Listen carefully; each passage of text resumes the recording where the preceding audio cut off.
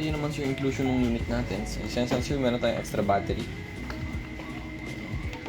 May case na rin. Yes po. Yung kanyang manuals and guidelines, nandito na siya sir.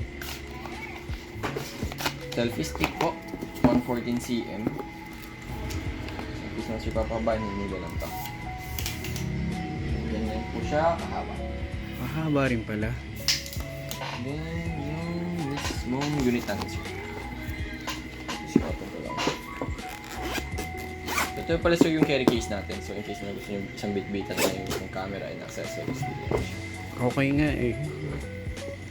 So, yung mismong unit natin sir, kanyang lens cap, lens guard, and yung kanyang fast charge hub.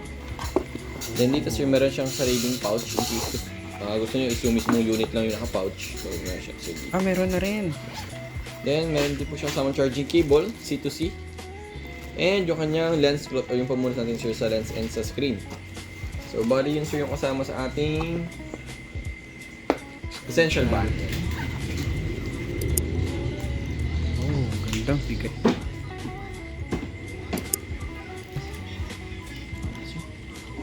Tayong space dito sa mismong lens. So, ito yun sir, nasa ilalim.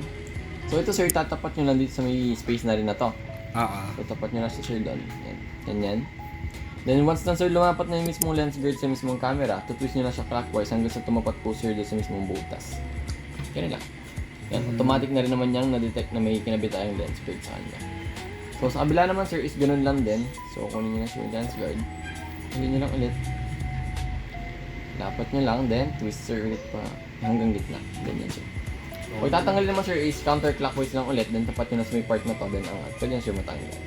Ito naman siya, kahit may lens guard tayo. So ito naman sir, press nyo lang ito nasa ibabaw, then yan. At sir, kahit hindi nyo gagamitin, ilalapag nyo kung saan or sa kung saan bato, hindi sir magagasgas yung mismong lens natin.